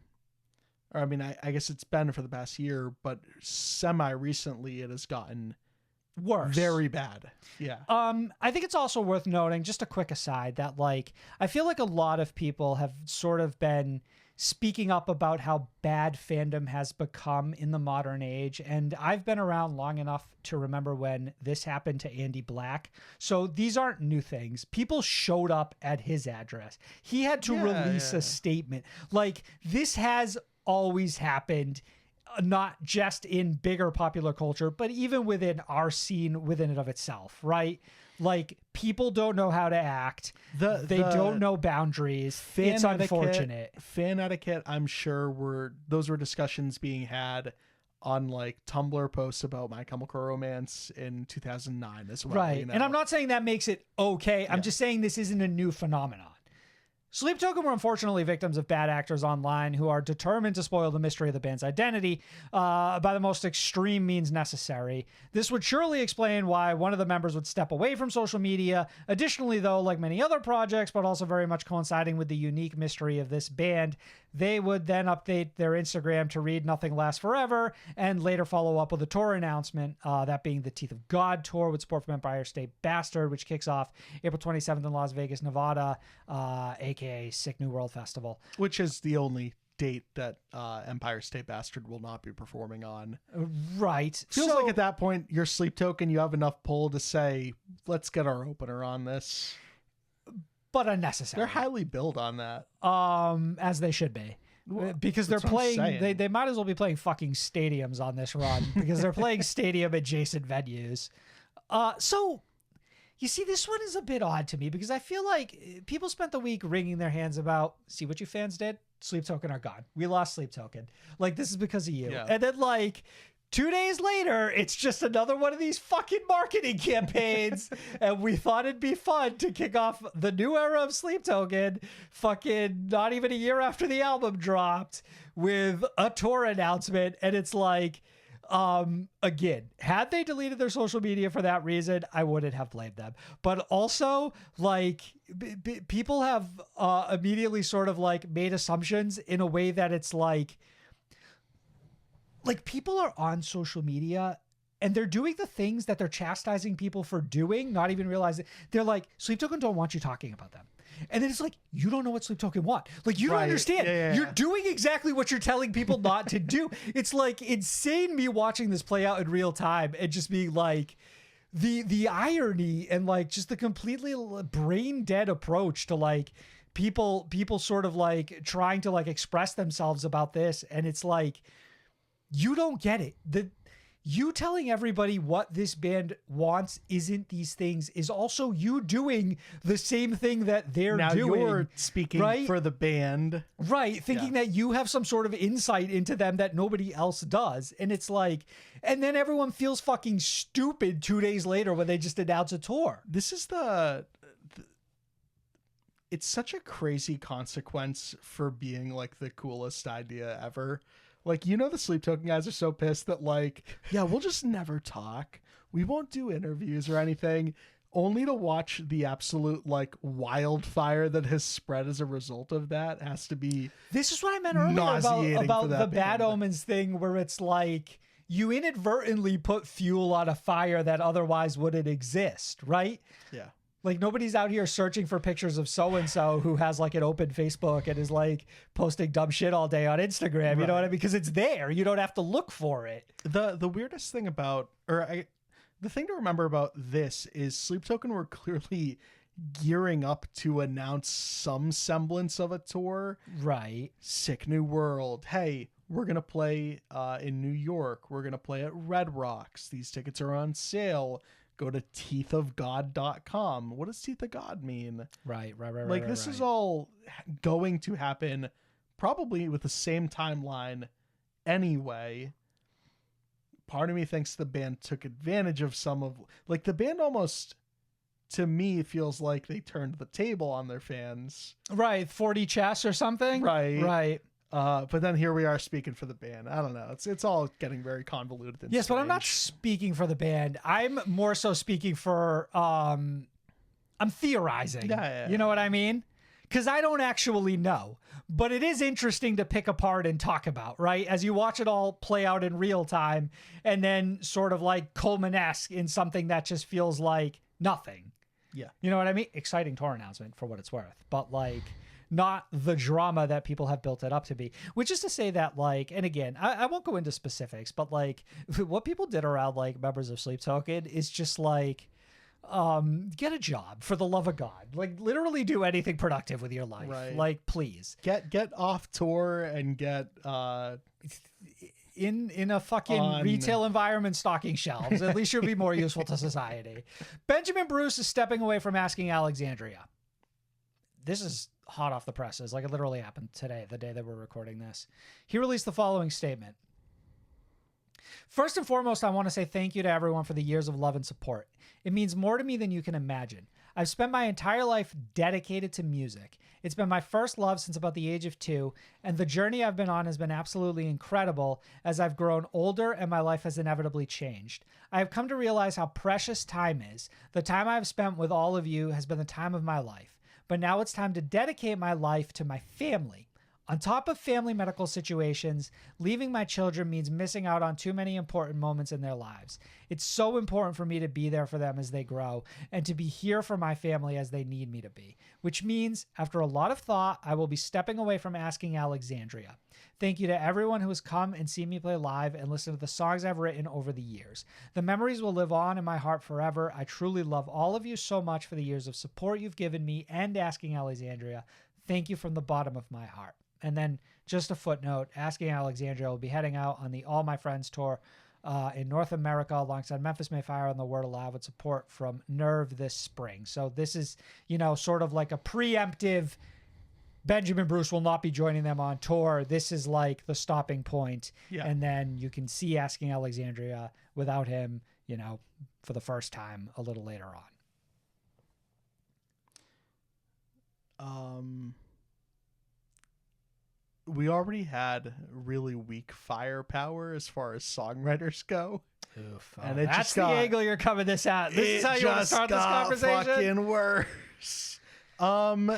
This one's a little sad. Just as a fan of this band, I wouldn't even say it's sad. This is like sad for it's like for a fan of the scene, you know what I mean? Like Benjamin Bruce is just like a staple. Like it's just someone who's like been with us from the jump, you know? Right. It'd be the same Rain or way as hail. like Kellen Quinn or Vic Fuentes saying, "Hey, I'm stepping away from music." It'd be like, "But you've been with me for 15 years at Right, this point. yeah. Like you're just you're like a common denominator. Like you're static. You're always there. Like love or hate the output, right? Like I'm not going to pretend that like the last 5 years of Asking Alexandria hasn't like completely washed over me and I've been ambivalent about the material, but like Benjamin Bruce is still like a god to me, you know what I mean? Yeah. Like he's still like influenced my taste significantly. He's responsible for some of my favorite albums in the scene ever. He's a constant, and now that constant is just, it feels very much like the end of an era, even more so than like Jordan Fish felt like. I mean, obviously Danny Worsnop out of the band, in the band. That's really the only turnover they've ever had. For me, Danny felt more impactful at the time because Asking Alexandria was on top of the world in like my mind. You know what I mean? Yeah. Like that band was on fire. The idea that their vocalist would leave was soul crushing, right? Yeah. This for me, I think is like, it feels a bit lighter by virtue of the fact that I'm a little less Invested in that band now. Yes. Like, But as far as like, I would almost feel the same if Asking Alexandria had just said, "We're calling it as a band." You know what I mean? I would bet like, man, this is fucking crazy. But it's Does like, it- I wasn't looking forward to the next album respectfully. but does it hurt the heart a little bit more is what you're trying to say? What I'm saying is that like the timing here is almost beneficial, right? Had this happened 5 years ago, 6 years ago, 7 years ago, I would have been catatonic, similarly to how I was when Danny left Asking for the first time, right? Now it's like, this is sad in a lot of ways, but it's not earth shattering. You know what I mean? How fucking crazy do you want to get right now? The funniest thing in the world Spirit Box could put on Instagram next Okay. is another photo of them in the studio with Jordan Fish, and out of frame there, or like slightly in frame, Ben Bruce. You see the And tattooed head. they're starting the Avengers. All right, let me ask you this. What's post Asking Alexandria look like for Ben Bruce, assuming he continues to have any amount of involvement in the industry? Like, do you see Ben Bruce as a potential like co-writer or producer or something like that? I don't think we hear from Ben for a long time. You think he's just gonna go enjoy having a family? I think so. Okay.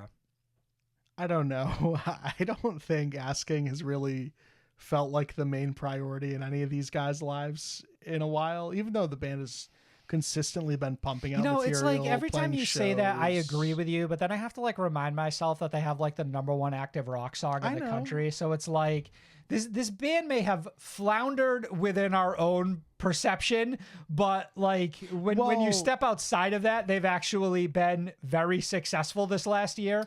But, so initially I thought your question was going to be, what do I think a post Ben Bruce Asking Alexandria really looks like? No, but let's go ahead and segue into that. So my answer was going to be like, I don't really know, because the biggest thing that anytime I think of Asking Alexandria for the past 3 years, the first words that come to mind are identity crisis or lack of identity. Like I just don't know what that band really is. And I get that they're like, #1 active rock radio song. That I is guess their I sort of identity, know what they're though. trying to. Active rock is their identity nowadays. You know what I Sure. mean? And that maybe does not carry as much weight or feel as cool as like their other identity But, from like- before, but that is an identity. Like they clearly write songs with like the hopes of getting them onto active radio, of which they've been successful. Yeah. And it may not be to our taste, but I think it is something. And then I don't know. I don't think Do you even? I don't think that. I don't foresee this band changing whatsoever. No, Like, me neither. Well, so when you look at like Jordan Fish departing, the first thing you think of is what else is there to this? I don't look at any of the parties involved and think like, oh, Ben Bruce wants to go start something heavier, or oh no, the rest of the guys in Asking want to get heavier or something like that. Like, I hadn't even considered another band forming that just like tours less or something. That's an interesting concept. but like I don't know, that's not the first thing. But that you're jumps right. to I didn't mind think for it me. either. I didn't think it. Yeah. To me, this seems pretty cut and dry. Like Ben Bruce has certainly seemed like a family man, which is so funny to say. Watching him Fair. grow up over the years, like everything I can remember about this band is just, 80s hair metal type of, vibe. But certainly, I don't know. I like, especially the photo that was attached to this post, just Ben and his 3 kids. And I'm like, well, yeah, just go focus on that. You clearly are not hurting for money. I say not knowing that, but like, as far as like, Right.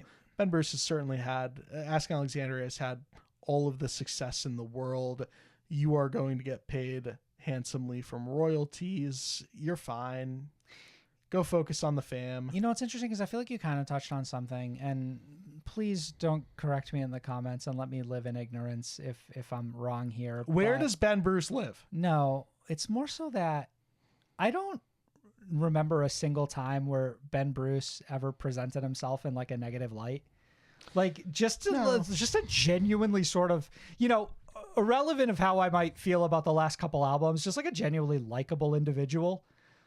Yeah. You know what I mean? Like just in every way, just kind of like a positive like spirit within the scene.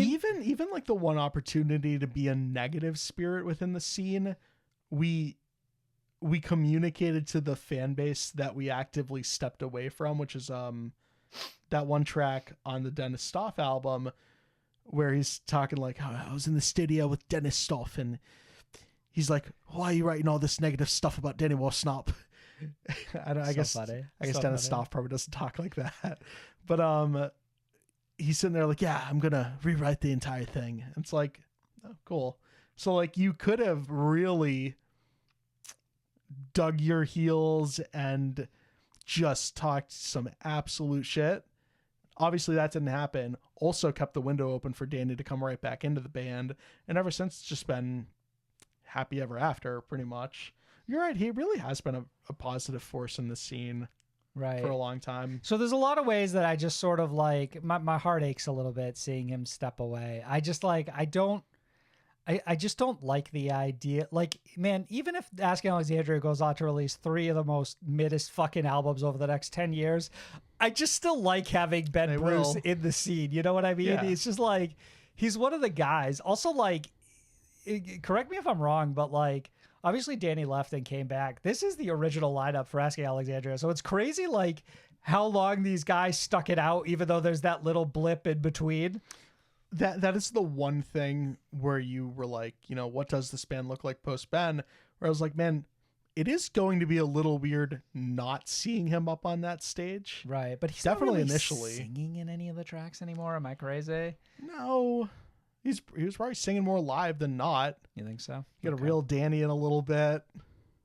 Fair Probably enough. provide a lot more backing vocals than we're giving credit for. True. Marcos, as it is, are officially on hiatus. Patty Walters released the following statement on his personal Instagram. First things first, thank you. Thank you for the countless comments and questions I've received these past few years. Thank you for being curious but kind. And while I've been privately searching my heart, thank you if you kept a space for me and yours. It will come as no surprise to hear that music is not currently at the forefront of my life. I'm not ready for that to change. However, join you in looking forward to that changing in the future and one day enjoying past and future musical endeavors with you. I've wanted to share something like this for a long time now. It's been healing to write, and I hope it's been healing for you to read. I'm so proud of the choices I've made, the relationships I've chosen to nurture, and the values I've let guide me. I'm proud to have shaped the community that's orbited my life, and this past decade the community that embodies sincerity, artistic integrity, inclusivity, and love without agenda. I'm proud of who I've been, but I'm especially proud of who I've become. Here's to another new chapter. It's never goodbye. It's just see you around. As It Is final release was 2022 album, I Went to Hell and Back, which I think we're coming up on a 2-year anniversary of. I believe it was an early February release. It was, but I don't know why I had it in my mind that record dropped last year. I don't know either. Can't speak to that. Just saying. Yeah, I mean, this post really shouldn't catch anyone off guard. Band in 2024 hasn't really gone out and done anything in 2 years post-pandemic. Yeah, I mean, there's probably not a whole lot happening there. I don't know. It caught me a little bit off guard. I just don't know that I saw the writing on the wall with As It Is. I never felt like they had fallen off in any large capacity, or that they couldn't just come back with a new song and like the excitement would still be there. I think losing 2 key members in a short span that might be the most telling sign. Sure. Yeah. And I think we saw that after this last album, where you drop it, go on tour, and then it's just sort of like it. And it's been it all the way up until this statement. And I don't know, I'm really not surprised about this whatsoever.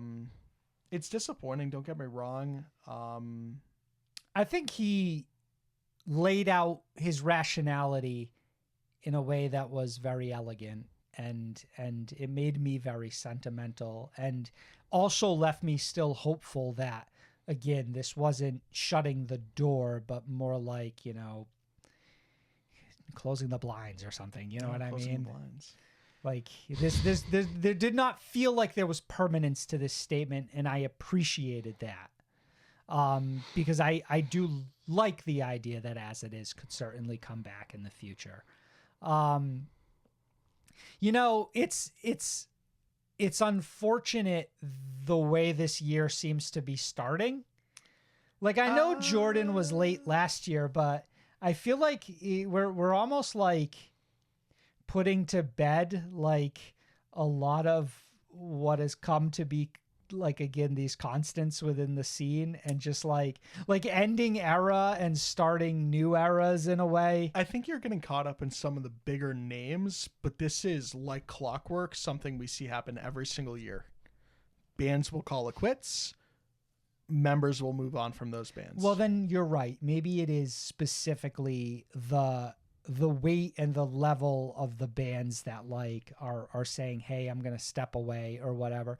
But do you also think that this might be endemic to something bigger if it continues, which is to say, with everything that's happening around the world, more artists are realizing this is not a viable career, specifically artists who have families, who have been doing this for a long time, who have the familiarity of what it takes and what it means to get back out there and try and do this again, and, you know, make the next album happen or whatever. Like, is this the crack in the dam before like it starts to flood? I guess so. I think that or am I being overly pessimistic? I agree and I disagree. Again, I think you are getting caught up in the bigger names. I think that this happens every single year, but the difference now is that, yeah, we are on the heels, you know, potentially of a recession. We've got a couple wars going on that really fucking suck. Stuff like that. Inflation has never been fucking worse. Like, everything is expensive, which, you know, especially with some of these artists, like, you know, you think Jordan Fish, you think As It Is, you think Ben Bruce, all of these are European artists who, you know, maybe have big followings here in the US, who would expect them to come tour here, and that becomes less and less viable with time. You know what I mean? Yeah. Like, it becomes a significant like investment. So now people are starting to, like, you know, maybe they're sit down, they're talking about it, and they're thinking it out, and they're talking about it with their families, and they're like, maybe we could go do all this, but is it worth it? Yeah. You know? Do they have a guilty conscience for selling $80 hoodies? Oh my God, you're not going to let the $80 hoodie go. It's just a fun one to come back to. Marcus, let's talk about a few new songs and then get out of here. The Plot and You have released Closure. I need some closure. Not enough to bring me back or get closer. 'Cause I don't think I live through that. I need closure. The band's currently on tour supporting Beartooth alongside Anime and Sleep Theory. Marcus, how'd you feel about the new track? Closure kicks ass. It's really good. It's one of the, I don't know, I guess between that and Forgotten, it's probably my favorite of, like, those are my top two, I think. Like, this very clearly just becomes another hit Plot and You song for me. Refueling your adoration for this band. Continuing to refuel reeling them. you back in. Yeah, continuing to refuel it. Because there was definitely a minute there for a second where I was just like on the fence about the band a little bit in a weird way. I think that there's something about the way The Plot and You has sort of followed their most recent album with these really sporadic releases that has made it sort of hard to anchor my attention, if that makes sense. There's something about having an album on a horizon that keeps a band within my peripheral. And when a band just sort of like drops these one-off singles here and there, it sort of makes them fall out of my... That suddenly turn into EPs, part ones, and Right, part which is what this band is doing. twos. They also announced an EP. They released a vinyl for it. It's got like the last 3 tracks the band dropped, not Closure. This They one announced 2 EPs. presumably. So Closure's now the next one, right? Yeah. So like that whole aspect of it is, I Alternatively, continue to grow tired of it. I but- find the same thing happening with artists who release too much music, where it's like bands who are on my release radar every 2 weeks, I almost like they lose my attention too, because I just take everything they do for granted. I actively will start skipping them. Yeah. Yeah. It's like, all right, like another song, really? Okay. Right.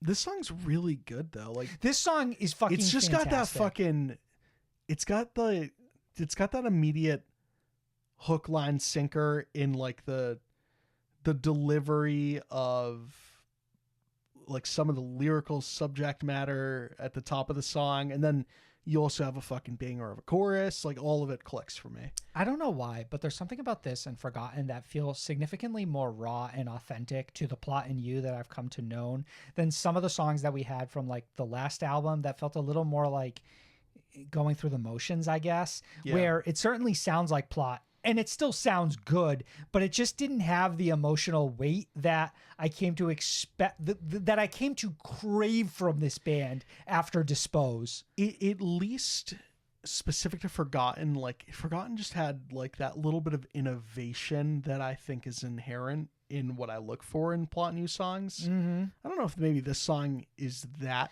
But what this specifically. has is just like the vocal delivery that has like what the only could be Landon Tour's cracking of the vocal delivery. What makes it unique, Right. But it's also like what endears me so much to the band and you know, Yeah. Landon as a vocalist, right? And here it just works so well.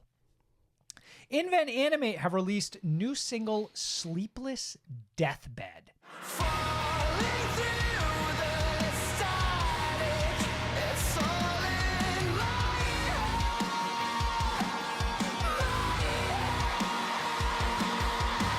All the colors dragging it out of my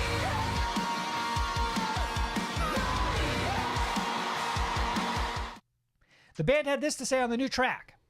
The song is about hallucinating a state of your own death and being stuck in that lifeless plane of constant and repeating discomfort, where all your bad memories, big and small, are falling down on you in the form of rain and making you feel it all again, physically all at once.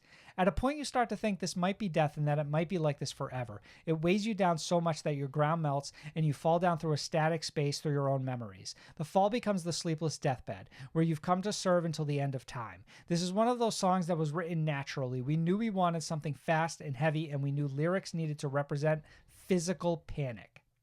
End quote. As mentioned earlier, the band is currently supporting Beartooth on tour alongside The Plot and You and Sleep Theory. Sold out for the most part, by Sold the way. the fuck out. Couple dates still, low ticks. Fucking hell. Beartooth just like exploding right now and bringing along the bands who are just going to like take them even higher. Unrelated to Invent Animate, we'll get right into We'll it. get right back to it. We're taking a little rewind detour back to Plot and You. It's funny that you mentioned like Beartooth absolutely exploding, and they're not doing that. But it's funny that in the whole shuffle of bands exploding between Sleep Token, Bad Omens, Plot and You kind of got left behind for having like one of the hit TikTok metal singles. Like one of the first ones. I think Closure weirdly has the potential to do the same thing. There's something about just the lyricism and like the delivery that has move all over like a TikTok. You know what I mean? Like just like a little bit of like a sassy deliver TikTok all over it.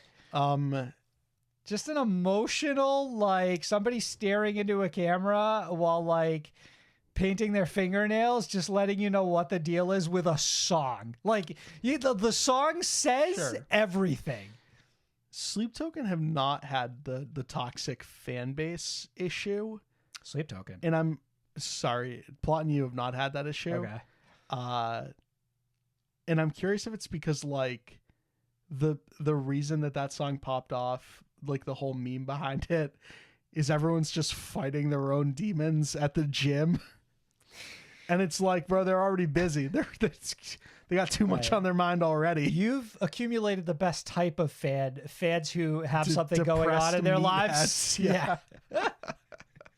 Fans who are capable of keeping themselves busy in their free time. Touch grass. Yeah, precisely correct. Marcus, let's swing back to Invent Animate, who I think are also sort of like on the up and up right now, especially after the release of last year's Heavener. Sleepless Deathbed. How did you feel? Strongly. And I love the description for this song. The description why actually it came together. It elevates the song a little bit in a way. A lot. Truth be told, Invent Animate, I think after the release of that last album, are sort of in this safe space right now where they've done the work of convincing me they're great, so I'm not sweating the next track. You know what I mean? Mm-hmm. It's like I know I'm getting the goods when Invent Animate says they have a new song around the corner. Not much to prove at the moment. Heavener, great song. Again, standalone single. Title track that was not actually on the album. Right. One of the most fascinating choices ever. So strange. And now this track, and it's like, keep it coming. I'm happy. You don't have anything to prove to me. I do not question Invent Animate at this point. Right. So this just sort of feels like this band sort of like just sliding into a comfort zone right now where everything they're putting out, I just think their fan base is eating up, and Sleepless Deathbed is right there with it. And it makes a ton of they're sense. Not shaking up the formula much either. Yeah. Makes a ton of sense though, just like Plot. It's like, okay, heels of a sold out tour. Yeah, you're going to drop a song. I can't, discredit you for that. And it's exciting, obviously, for Invent to come drop a new song as they're about to head out on probably one of their biggest tours ever. Yeah. So yeah, it's exciting. I think if I had one complaint about both this and the last track is that when I get exciting new songs, I still would like exciting new music videos to coincide with them, and it's a shame that like neither of these two tracks got that. You are who we thought you were, Sam. I know, but all of this is also sort of like leading into the next topic of discussion here. Yeah, you like the full package. You like a music video. That's precisely correct. Yours truly returned with new single Call My Name. Do I lie to myself and say I'm to blame? Is there anything left of this mess that we made? And that's hard to change. We're stuck in a way, and I can't explain that you keep calling my name, keep calling my name, keep calling my name. Vocalist Michaela Delgado had this to say per Rock Sound. I realize that we as people crave acceptance from the people who make us feel we are not enough. And on the other side, some people use that power to their advantage. At the end of the day, you realize some things aren't meant to be, and you need to make peace with that, end quote. This obviously being or reflecting the subject matter of this song. Yours truly will head out on an Australian headlining tour this March. So what I was going to say is that the music video for this slaps. Like it just uses like 5 scene changes, each of them with their own like powerful like aesthetic and like color choices, and it makes all of them feel fresh. And I think it takes an already great song and makes it even better.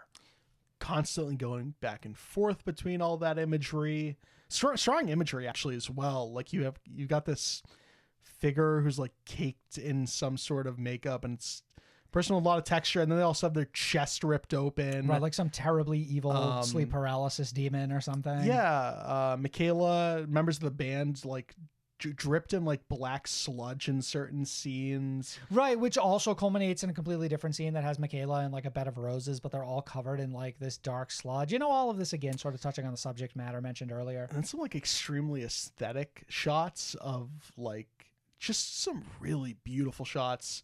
Like this orange gradient, you've got like curtains draped down, like stuff like just, it looks really pretty. Right, like especially so because of like its simplicity, right? Exactly. And just its use of like color and the way that it sort of fluctuates between all of them, so they never grow stale. And it helps that the song is really, really good. I feel like I've always liked Yours Truly, and a song like this really Next step.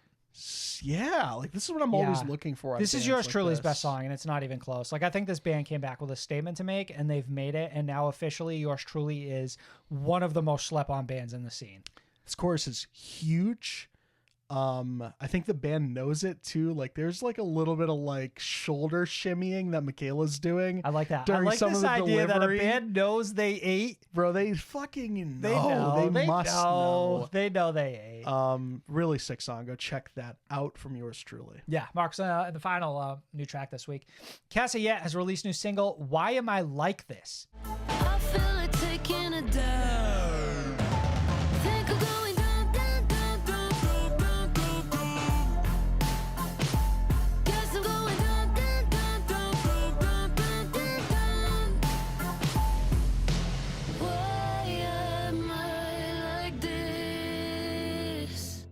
It was one of 2 singles alongside IPECAC. Marcos, didn't even I don't know try. if that's an acronym or a word. IPECAC?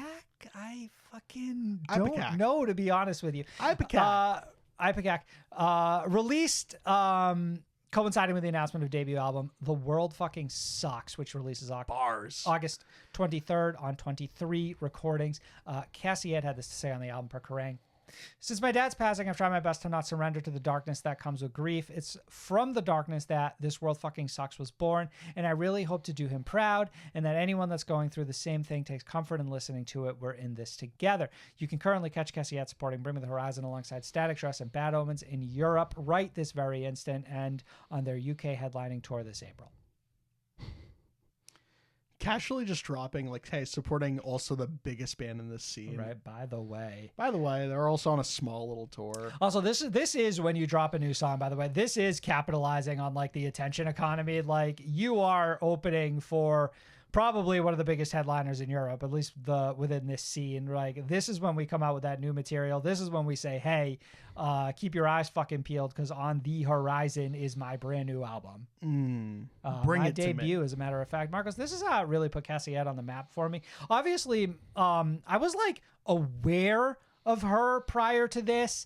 The Bring Me the Horizon nod really piqued my curiosity, so that when this dropped, it became appointment listening to me, because right now, with the way that like things are going for Static Dress and Bad Omens, Cassie also being on this tour tells me this is an artist to watch out for. Like that's kind of what this tour has culminated in for me. I might be misremembering, but I feel like at some point I read Ollie or Static Dress tweet out that they're touring with their favorite artist, and it happens to be Cassie. I might be completely off the mark, but I feel like that's something that sounds right. Let's assume it's truth, and it's simply another like not of the cap to like this talent. need to check out Cassie. So Yeah. So we went into this. We checked out a song, had a music video. Thank fucking Christ.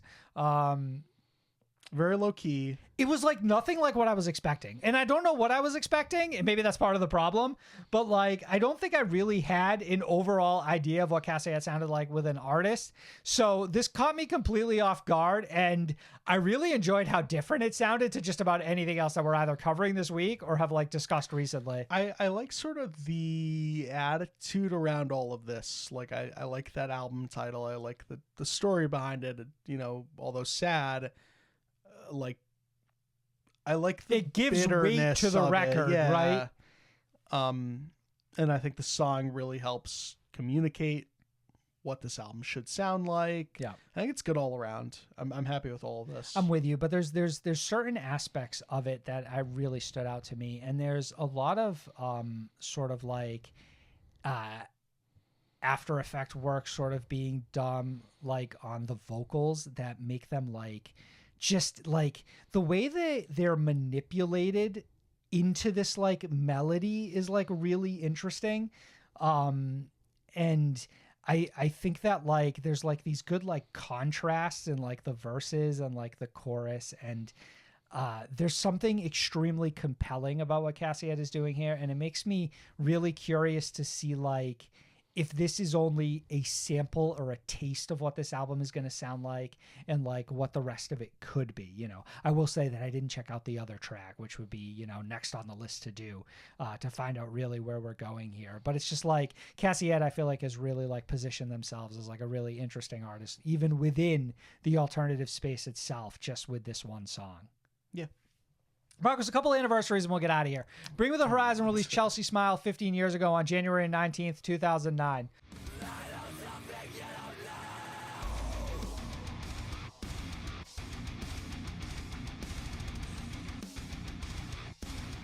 What does this song mean to you?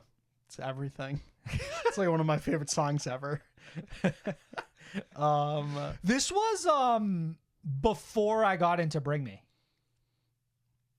Barely, but before, because I did get into them for like Suicide Season, but I feel like I almost like discovered this song like after the fact, checking out the album.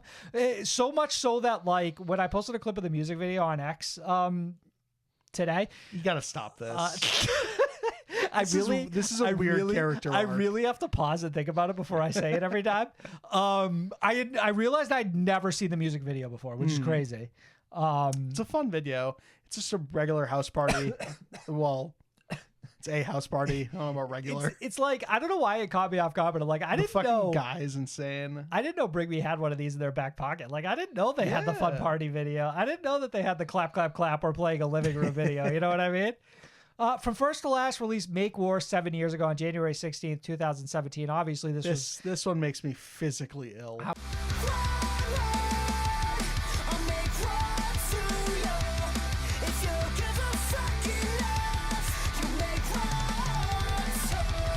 Why does this one make it physically ill? This is 7. This is not even half the amount of time Because since Chelsea like Smile. 27 to me is like current day somehow. 2017, you mean? 2017, yeah. I'm like, I look at that and I'm like, oh, when did From First to Last get back with Sonny? I don't know, like a couple years ago, right? Yeah, you're right. This Yeah. one, 7 years ago, being the Sonny Moore's returning to From First to Last is like, I shouldn't remember it as clearly as I do. and it's bad because you almost still feel like we're living in this window. It's like, oh, when are they going to follow up with a third track? Yeah. Are they coming? What are we waiting on? Right, and then you're like, 3 tracks in 7 years. Well, that doesn't really. Yeah, none of this That checks shouldn't- out. Like, That's kind of not a fair amount. oh, this is dead in the water. Oh fuck! Right? What the fuck? I hate this. Make War though, absolutely love that song. Surrender, absolutely love that song. Yeah. I get it. Like, Sunny From First to Last, probably never gonna happen again. But these two songs were fucking. These shouldn't have happened. Never say and never. I'm so happy we got them. Never say never. I Marcus, don't think it's gonna happen. Finally, Palisades released High and Low a decade ago on January 15th, 2014.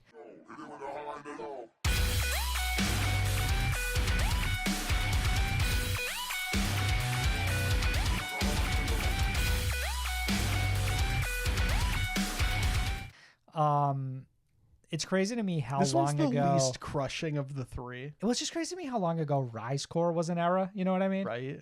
Like 10 years ago, this was peak. And now it's like Palisades broke up. Not even fucking around anymore. This sucks. I also look at 2014 and I think to myself, like, that's when the downward trend was. But no, like, we were still getting like some fucking instant Rise Core classics and tracks like High and Low. Yeah, this is like legit. So like, when was the fall off truly? Was it 2015? Like, I don't know. Yeah, it was like it's like Rise Core Gent. Like they Right. just crossed and like one started going up and the other just like fell off the fucking map. It's been an episode, guys. Once again, if you like us, please support us on patreon.com/SOTS podcast. Every link you need in the description of this episode. 5 stars on Apple or Spotify. Thumbs up on YouTube. We love you. Bye. Good fucking play. Yeah.